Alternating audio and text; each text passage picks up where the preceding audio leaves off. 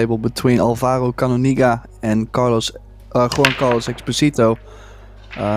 Especially like you said, it's a loser bracket match. The winner advances to the last 64 and the loser is out. So a Spanish affair to either make it or break it. So will be interesting to see.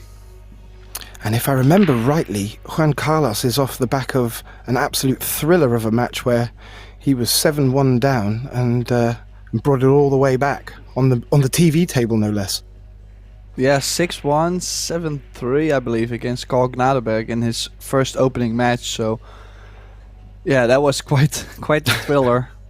Absolutely. And I mean, I've played against Canoniga once.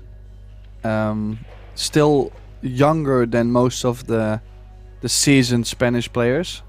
Doesn't travel as much as the other guys too. So, for viewers at home, I would say Juan Carlos is a slight favorite, but I also don't know how much Canonigo has improved over the years. So, who knows? I mean, let's see what happens. It's going to be interesting. He found the cue ball locked behind the 9 there, so he's pushed out and left a teaser of a 1. Well, I might consider just playing safe, sending the 1 underneath the 10 and the cue ball behind the 9 again. Yeah, I like this option better. Yeah, he may have just leaked a little, but you are picking the shots again, Tim. Yeah, I mean, yeah, the 8 is still in between, I feel. Yeah, but I think it is completely, yeah. Going over the top long rail won't be too tough to hit the 1. And there's good things that can happen. The 7 could come in between. 10 could come in between. Not too bad. He just was trying to get something in between, obviously. But yeah, if Canonigo sticked the cue ball with the 9, then this kick shot would not have been available. So the slight details are the most important sometimes.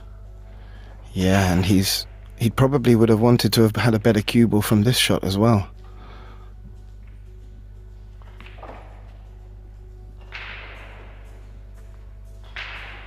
On the other side, if you think about it, Juan Carlos Exposito has had so many years on the EPBF Tour, either the Euro Tour or the European Championship. So compared to Canoniga, I think maybe Canoniga still has to settle down and Juan Carlos is maybe already feeling the vibe a bit. Yeah, and also having the experience of playing on a TV table already in this tournament will, I believe, help him. He'll already understand how it's playing differently to the other tables. Well, if you think about it, there's also a shot clock on the table as well, so just it's slight details, but yeah, we'll see who will handle it the best. Things will be interesting with the 6-9 being tied up in the top left, and this would be interesting shot here if he plays a 5-9-6 combo. I could see you smile as he took a step over to look at it there. That was yeah, this would be an interesting choice of shot so early on.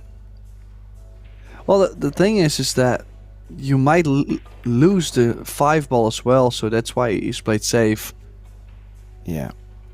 Super sensitive safety. And for our friends watching at home, watching the stream today, the 30-second shot clock is in play, as Tim mentioned, and there is 1 extension allowed per player per rack, and I believe that's 25 seconds, Tim, if I remember rightly. I do believe so, yes. Yeah, I mean, it's a race to 8, plenty of time, so usually when I try to settle down with the shot clock, I also, oh, this is a good shot here. That was a lovely shot.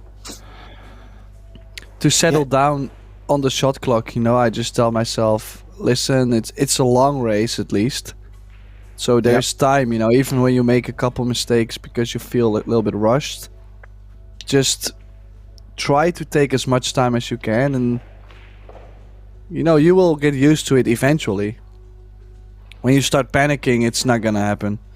No, no. Hey, this is a tough shot, Tim. Oh. Yeah, that was close. Does he opt for a 5-9-6 now? No, he's playing another save behind the 7. It would be ideal if he can open up the 9 and the 6 here and stick the cue ball behind the 7. But there is a risk, Gethin. If that 6 does drop.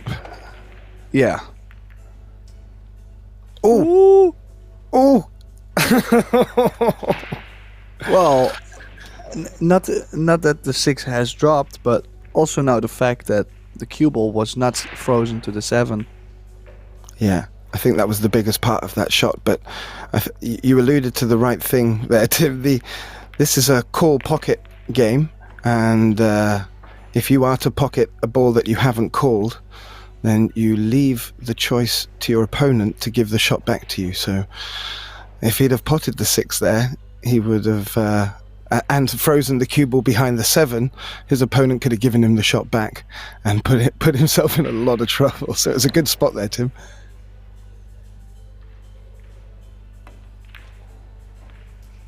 Ooh, that was a thin cut. That was a very thin cut. Well, missed a great chance to put some early pressure on Exposito. Yeah, he's got the cue ball against the cushion here, so it looked like he's going to have to run through with this to avoid the 10 being in the way of the 7. So still a little tester.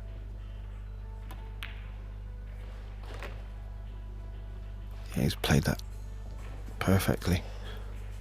Well, the reason why I said to put the pressure on Exposito too is because Exposito did break off in this opening rack. So would be nice, of course, to steal the first game on your opponent's break, and then possibly with a good break of yours. Now you have a 2-0 lead, and I mean, you get going, and the other guy is probably already thinking like, oh, that was not great, not a good start.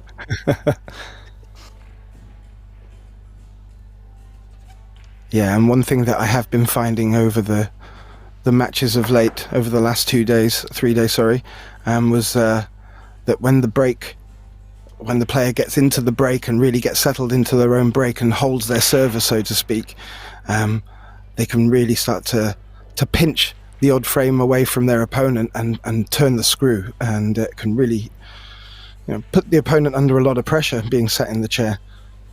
However, we do have alternate breaks. As I mentioned with holding serve, it will give them an opportunity to get back to the table at some point. Oh, that's a confident shot.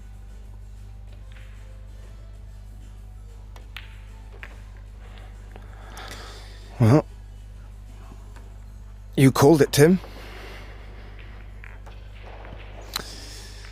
Yeah, so opening rack goes to Juan Carlos Exposito. Let's see if CANONIGA can produce a good break here. I mean, it's tough. Like I said, I don't want to sound like Exposito is like supposed to win this match. It's just that we don't know too much about this young man at the table here. I just know that there's some age difference between the two of them.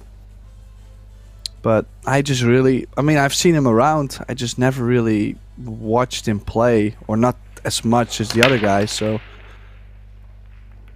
would it be safe to say that a lot of the Spanish players play against each other and find themselves playing against each other in tournaments a lot, and hence maybe know each other's game a little?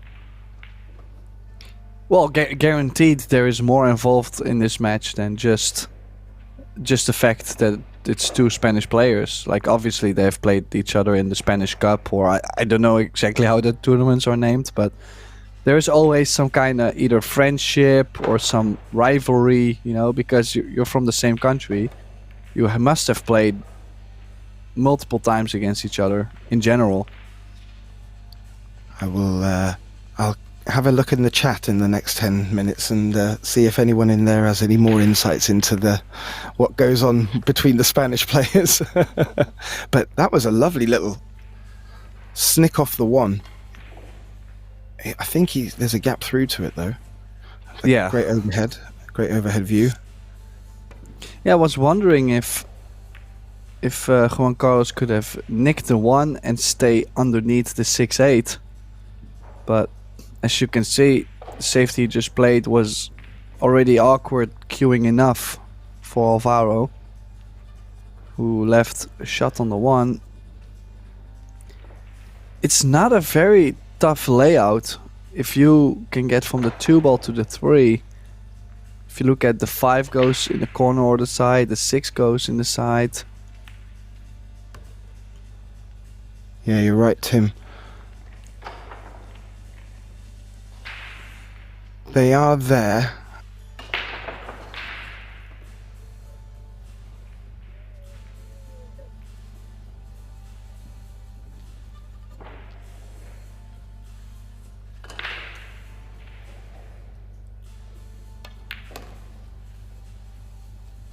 We've just both gone a little bit quiet, waiting to see which angle he was going to take on the 4 there, and I think this is the best side to come at it, but he didn't have much to work with.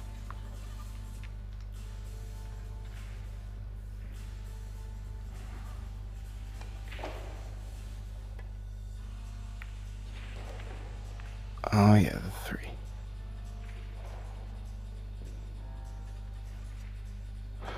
Well, as you pointed out, Tim, a break of... if he can win against the break here, then CANONIGA is going to be asking some questions.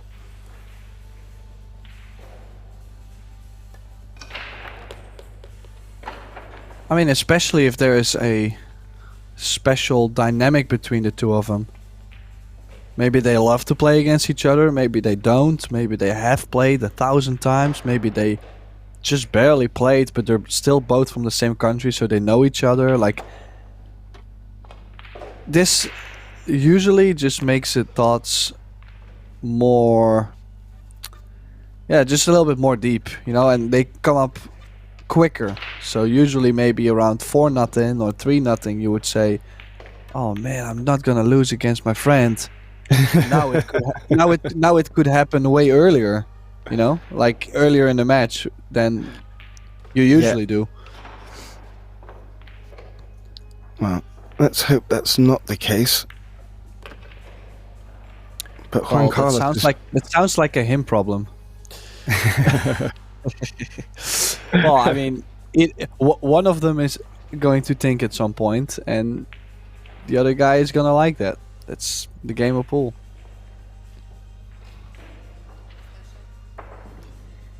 Oh, interesting. Was down to shoot the 8, and then I don't know what he came over for to look at. Like, stop shot is perfectly fine. Do you think he was... No, he wouldn't have been worried about falling straight on it. No, I mean, you just want to make sure everything but straight, so a stop shot was fine. Maybe he's just trying to make sure that he closes this game out, because it's not his break, so he knows how important this rack was to gain early distance. Yeah, it's incredible how important these moments can be at such an early stage of the match, and it'll be interesting to see the body language of the others. Here we get a great view of the venue here. It looks like starlight going on around the venue, Tim. Yeah, well, there is plenty of stars also in the building. Very nice. And the Predator tournament is being brought to you from the Kalevi Hall in Tallinn, and I believe our colleague Mark has been there quite a few times and says the venue is absolutely fantastic. Have you had the pleasure yet? No. I was supposed to go play the Euro Tour, but unfortunately, it didn't really make any sense. The expenses were too high to fly there. The flight was unreal, so I chose to join you guys. So. Yeah. Excellent. You didn't consider the long drive. I don't know how long a drive it would be all the way. You have to go up through Germany and Latvia I actually did check. I believe it's like 24 hours or something. I said, come on, I'm not gonna drive 24 hours. You were just pointing out there how important, the break and winning against the break was back then. One thing we may want to mention to the viewers at home is the format for the break. There's a break box which you're not allowed to break within, which you can see at the top of the table with the two lines. So it's a great view from the overhead camera there. Is there any benefit to breaking closer to the center or closer to the cushion, like the 9-ball break players do? Well, in general, if you break more from the center, even if you break the balls a little bit thinner on the left or right side, they still have enough impact, enough energy to move 2 balls to the side pocket. The more you go outside, you actually focus more on having 1 ball tracking towards the side, possibly even better. But that's only the case if you hit it head on from more outside. Right. So basically they changed to this format where they use the break box, and knowing that the players that will hit the break head on can only make that ball go in the side. So it's to make things a little bit tougher, because from the center you can still hit it a little bit off and still make 2 balls in the side. So it's kind of, I mean, I'm not gonna say easy, but with how well everybody plays nowadays, they said they needed a change. Well, Juan Carlos turned down the 4 there for a safety. Clearly the 5 is in a really tricky position. I don't know if he called the 3 rail.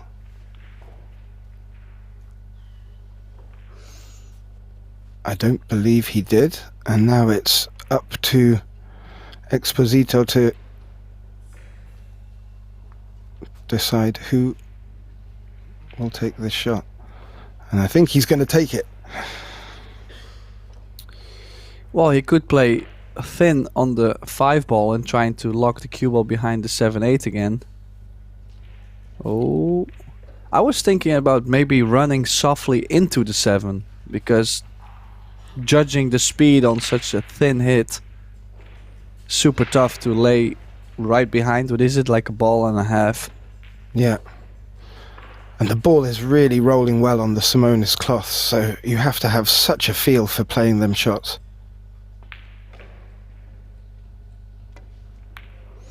Well, in general, I mean, it's new conditions, the table is new, the slide is slowly getting off the table, so the rails are now starting to catch up with the cue ball as well, so there's a little bit more pace in the ball at times. So all the shots where they are letting the cue ball go are way more sensitive to control. Well, we're getting treated to a little bit of an exchange of safety. However, I feel this might be a full-blooded attempt.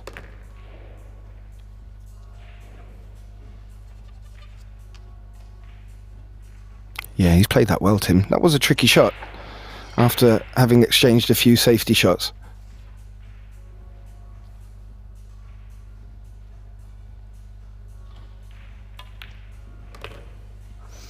Yeah.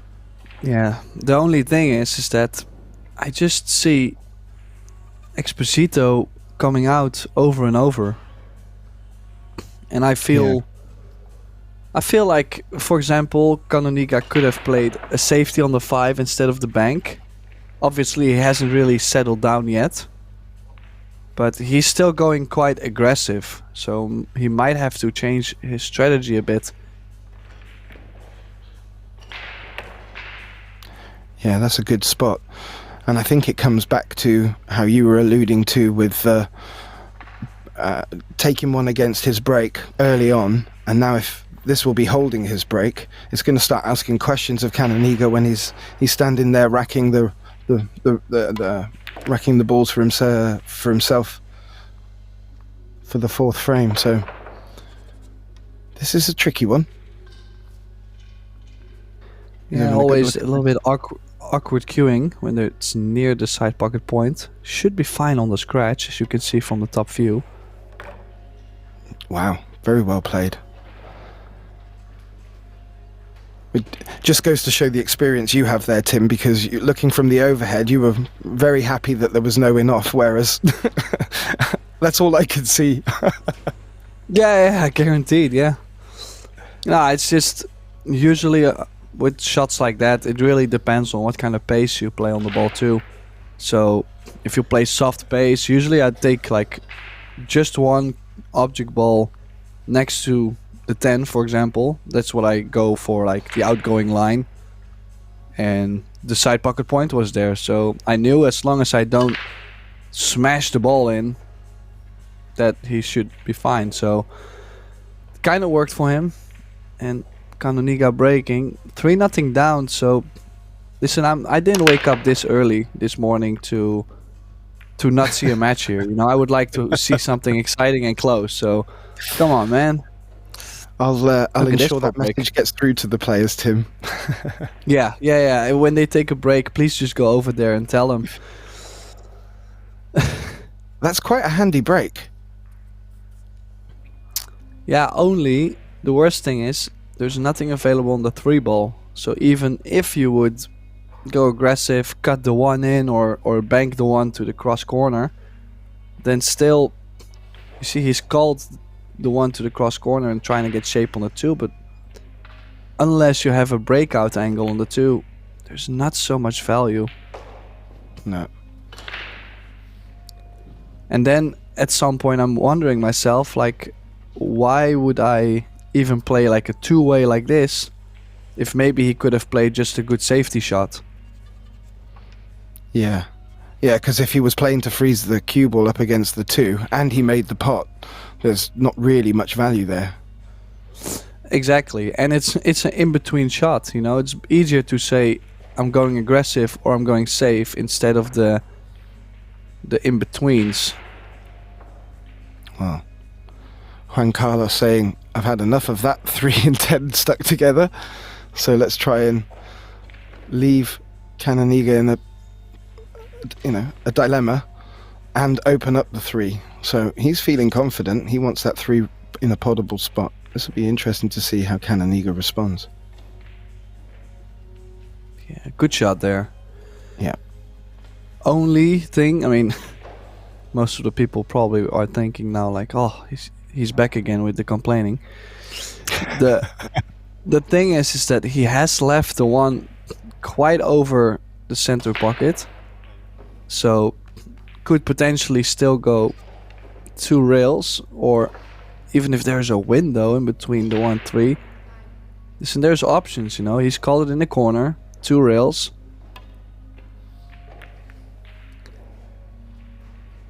You see, and basically if that cue ball was frozen to the 10, he would not have had this out. No. Which you were in a way better position if you had done that. So that's the beauty of the details in pool. And so far, I mean, I think the difference in this match so far has been those details. Same here. The 1 ball should never land in front of the side. He got the save, but we all know the jump cue is out. Most likely to make the 1. If he gets shape on the 2 ball, look at his layout.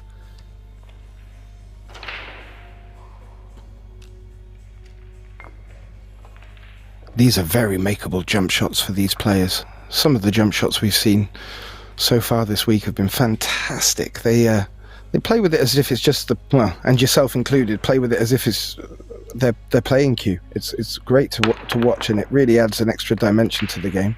Oh, and I cursed it a little.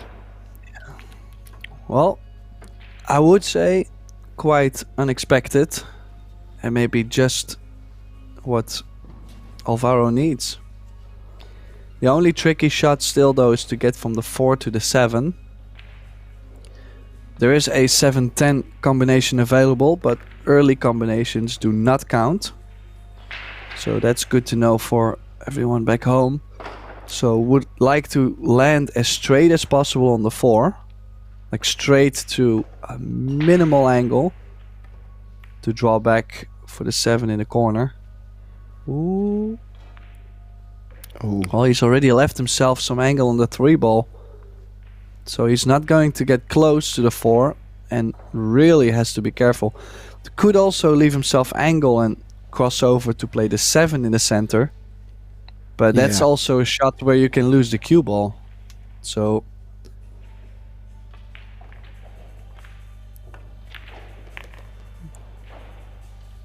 I think he's going to have to take your second option there, Tim, and come round the back. Well, the thing is, with how near the 4 is to the rail, the cue ball will hit the rail, come out, and then the draw really starts to work. So you kind of have to hit it a little thicker and a smoother stroke on there. As you see, the cue ball already reacted off the rail before any draw was on the ball. I think he's gonna play safe here. Still had a cut though. I mean, yeah. At that point, I think he still could have cut it and let the cue ball go 3 rails. But I mean, who knows? Maybe he's not feeling the stroke yet, and he's just trying to get a game on the board and hopefully get going. You don't know how players feel from the commentary booth. No, quite. But I think you're right. He'd started, having that opportunity was the real momentum builder, and this has given Juan Carlos just a chance of snuffing that momentum out, which would be a shame. I mean, you just never know. Like, for example, this. He got kind of lucky not to leave something, but also CANONIGA basically gave him the opportunity to do this. Correct, yeah. Well, did he just call the bank into the center pocket? No, it looked like he was lining up to cut this ball in. Yeah, it definitely does. Ooh. Did hit the rail quite early, but still slid in. A little longer 10 ball, but this is to get his first game on the board. Very good.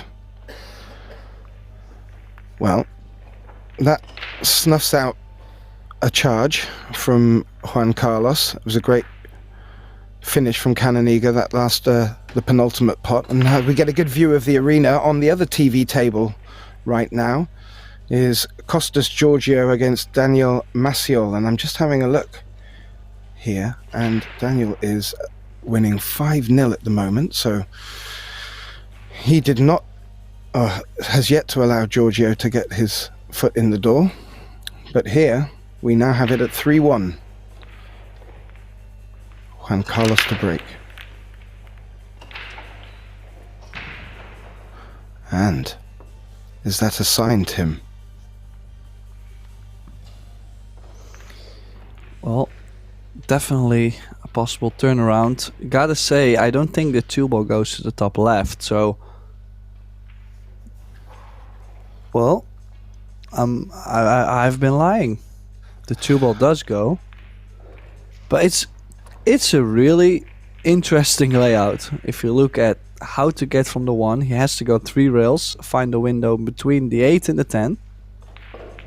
That's what I like. Place the cue ball here in between the 4 and the 5. Go top left, 3 rails.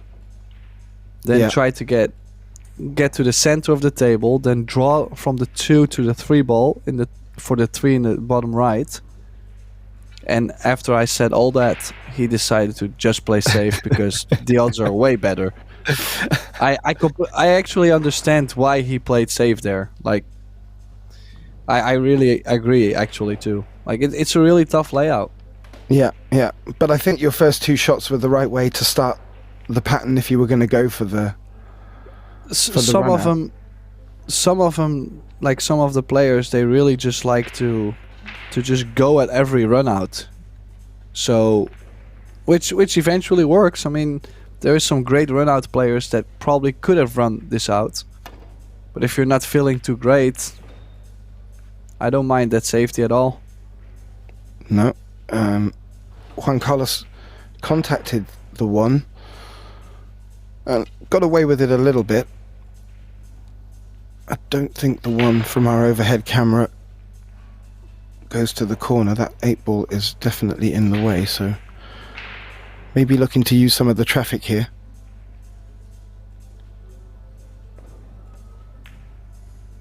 Oh, he's going to go for it. Well,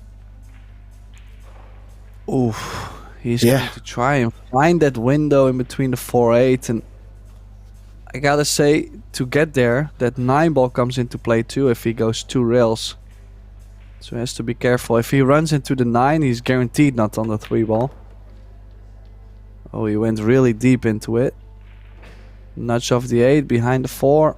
Yeah. Yeah, made sure he was going to be a little longer there, but as we could see earlier, it was only like a ball window. Like, it was really aggressive to go there.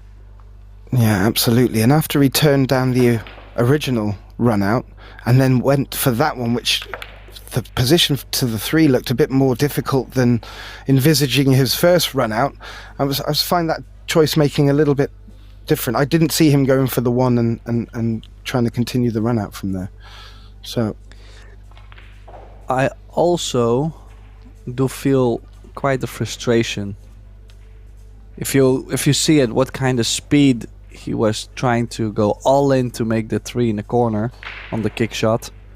Yeah. I feel like he's now a little bit frustrated by the fact that he's had some awkward opportunities. It's not like he's been missing balls all over. It's not like he's been playing horrible by any means, but yeah, he also knows that if things are going maybe slightly better, that he has a chance, because it's also not like Juan Carlos has been playing perfect. Yeah. So it's a little bit of both. Yeah. This is a delicate shot.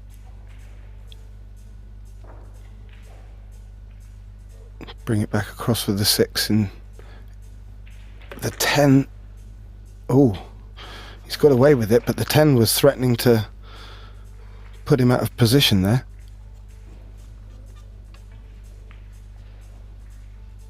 However, I think he's got away with it, and with a gentle roll push into the 10, he'll leave himself perfect on the 7 here, or even go around the back of it.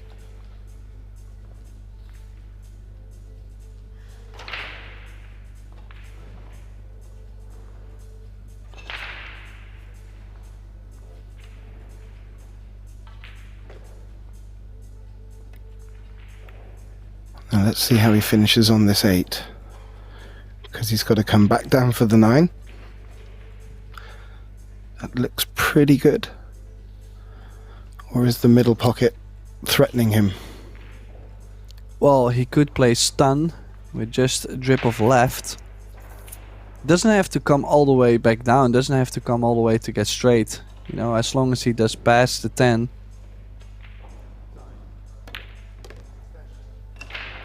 Oh, I was gonna say, just make sure you go. Wow, I think the 10 is right in between.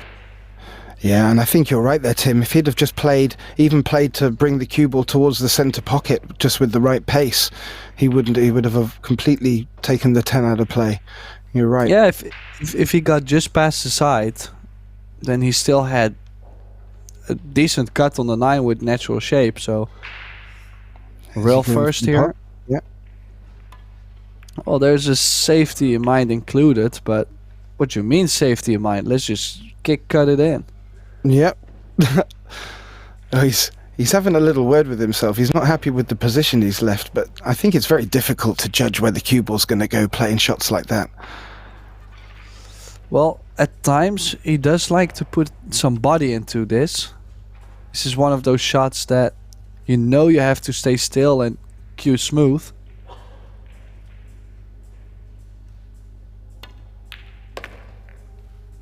Oh, right in the throat of the pocket. Yeah, now gotta say 4-1. Things are starting to be worrying for Alvaro, and yeah, like I said, I seen some frustration on that 3-ball, and I definitely hope it doesn't really manifest the rest of his game. You know, that it really doesn't grow to be more and more, because that would mean we will have a real fast match. I mean, if he starts to go tilt and starts to go way too aggressive, like way more, then the experience from Exposito is going to lock the set, I feel. Yeah, I agree. And as you pointed out earlier on at the start of the match, this is sudden death now, and I would hope that would add the extra dimension of never give up. But you're right, and that early start, that 2-0 early start, and going against the break has really paid dividends, as we see the other tables being played at the moment.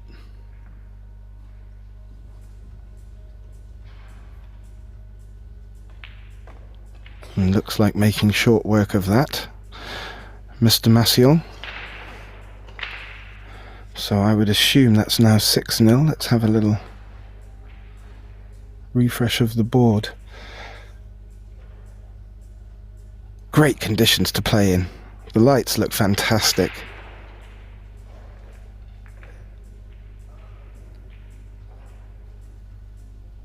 And today we have the men's, the ladies, and the under-23s and the wheelchair 10-ball discipline today. And as we were just saying, sudden death, that brings us to the last 32 towards the end of today.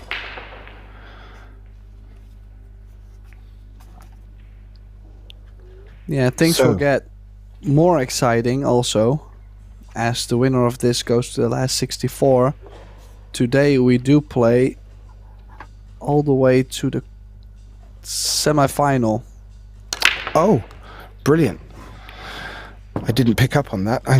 There's so many different games going on and matches to be played. It's incredible that they can get them all done in such a good time.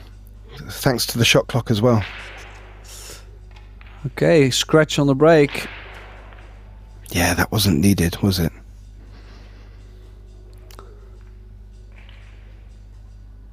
If he gets where he was pointing, if he gets at least as straight as possible on the 2, this is a wide open table. If he leaves himself a lot of angle. Ooh. Ooh. Oh. Might have just held up. Well, I think a little piece of dirt or something there really helped him out to get on this 2-ball.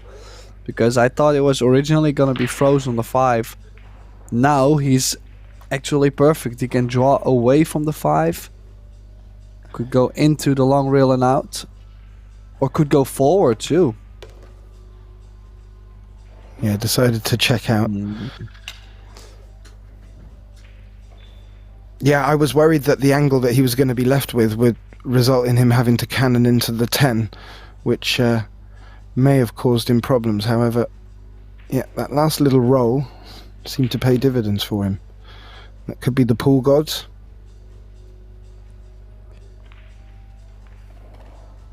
One good shot here. Stun. Maybe a drip of right. Checking off the right long rail. Use the pocket.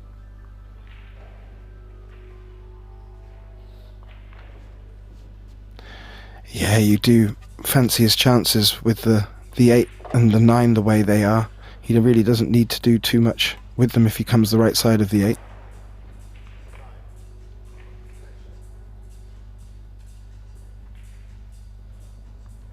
I think he's just okay, a little bit close to the awkward queuing. I think he's just fine to queue right next to the 6. He's gonna make sure he leaves himself similar on the 6. Quite straight would be nice. And no awkward queuing on the 10. I mean, that's the difference too. Like, we've seen Alvaro now slowly starting to make big mistakes. Like, he just went and did really wing at the 3-ball, you know, just trying to make something happen. Sold out. Exposito ran out, took a timeout, came back fresh. First thing his opponent does is scratch on the break. I mean, that's what players get. He gets going now, you know. That's, you kind of lit the fuel there.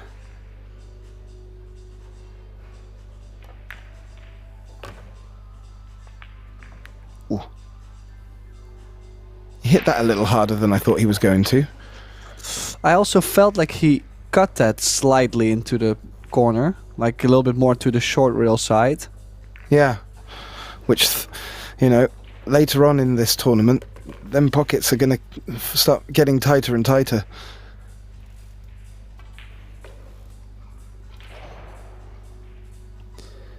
Yeah, from the looks of it, I mean, I haven't really been able to check this, but by the looks of it, before we always used to play on like 4 1/4, or at least the bags would play so big with the new cloth and just how the tables were. But now with the new Predator Arc tables, I feel like the tables are slightly tighter. So it could be 4 1/8 with the new cloth. Yep. So, and the reason why I'm saying this is not to where I'm gonna say, oh, if they finally hang a ball and go, whoa, the pockets are tighter. It's more about eventually over 2 weeks, because we have and the European Championships and the Euro Tour. The Euro Tour always after the EC is always tougher. So I'm interested in seeing who does the best on that slightly different conditions. Yeah, that will be interesting. Because if they're tough now, they're only going to be a lot tougher later. And that's Daniel Maciel, I believe, giving a donut to Costas Giorgio. So, making simple work of that. Well, one side note, some players are really just not made to play in the morning. That's a very good point to make. It's currently 9:45 in the morning in Tallinn, Estonia. And yeah, some people weren't made for mornings. You're right, Tim. Thankfully, your commentators today, Tim de Ruyter and myself, Gethin Davis, we're wide awake and itching to go. That's right, Oh, Tim? yeah, I love the mornings. Oh, yeah, absolutely. And while we were talking about the other scores, it might just be useful for the viewers at home that if you visit the epbf.com website, the European Pool Billiard Federation, you will find a running list, live scoring of all the disciplines as they're being played. And if you have any invested interest in players, certainly from ourselves commentating in the Netherlands, we're looking at the likes of Quentin Pongers and a few other favourites. But yeah, you will find the latest scores and the forthcoming fixtures in there.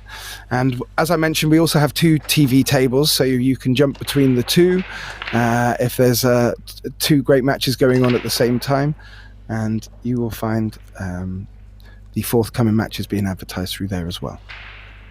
Yeah, so, I would like to go over a couple results, especially talking about Quinten Pongers. He's currently up 7-1 against Tobias Bongers. Tobias Bongers, who won the straight pool division. So that is quite interesting.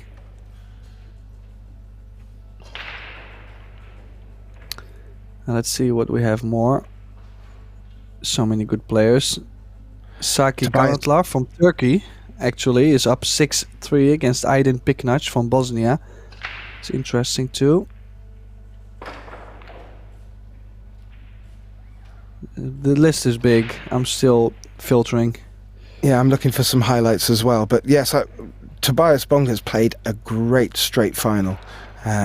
He went through some tough competition to get to that final too. It was very good. I believe in one match Tobias got very quickly to 99 and didn't get over the end, and that's a situation in itself. And he rose above it and came through and played a very good final of the straight.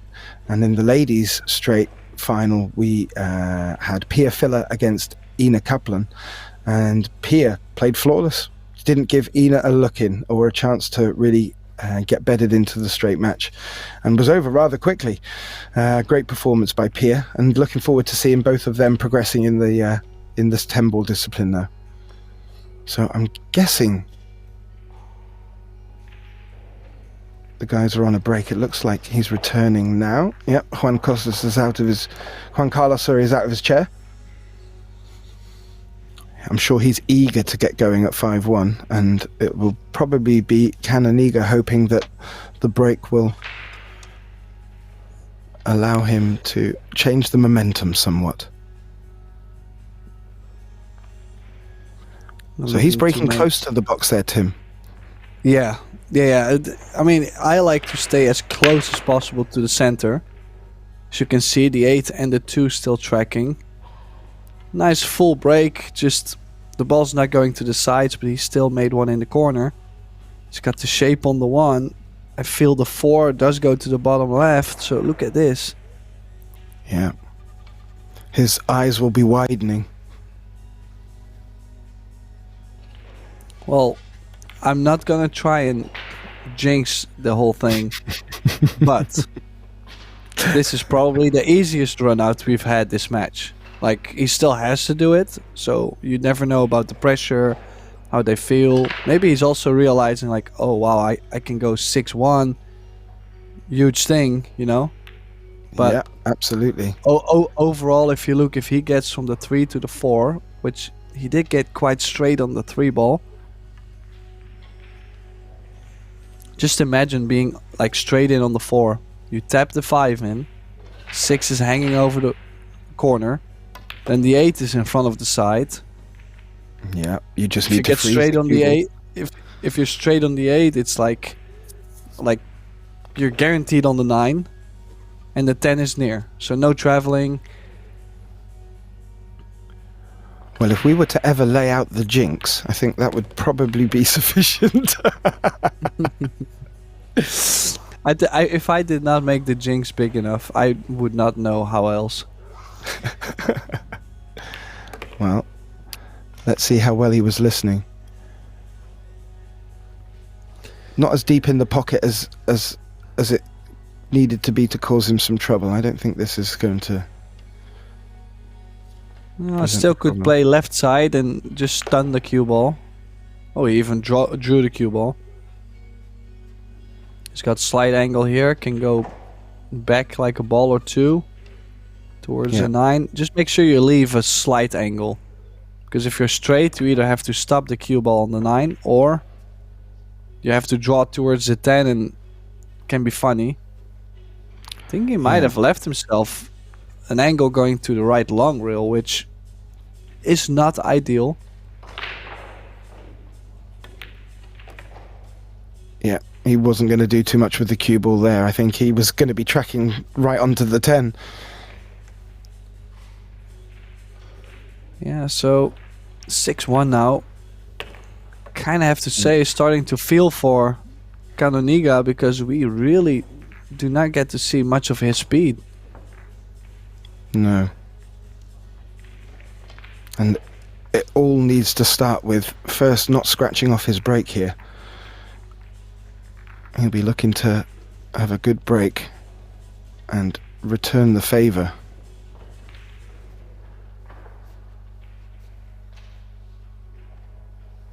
Now, I see the players tapping the balls from the side to get them tight and to make sure that there's no gaps between them. But I also see other players doing it from the diagonals. Is there a difference? Do you have to do both?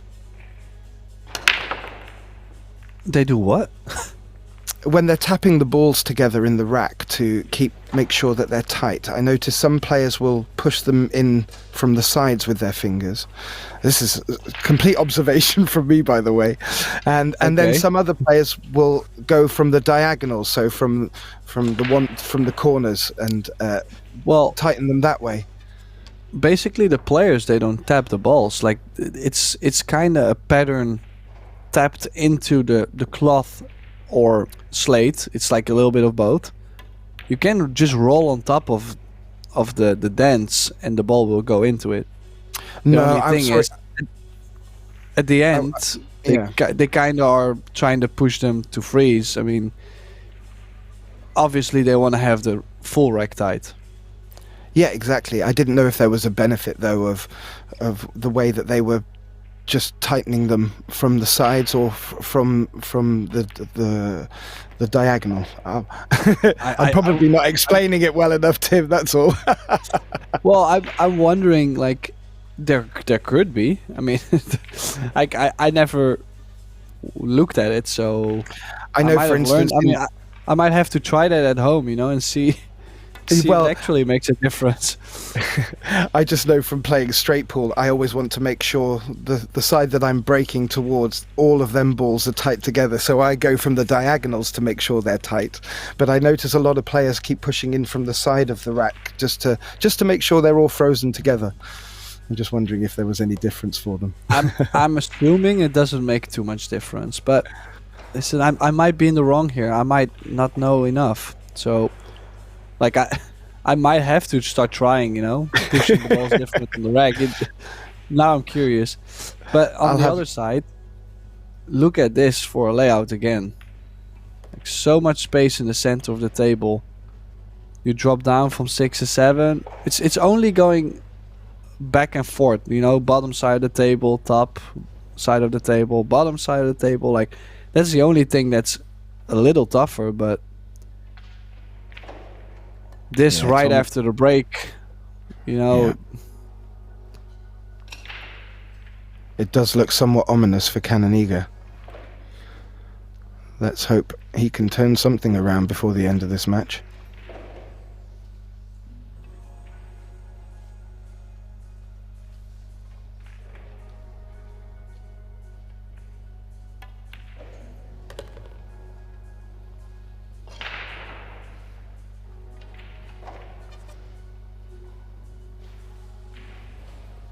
As you said, Tim, it's an exercise now of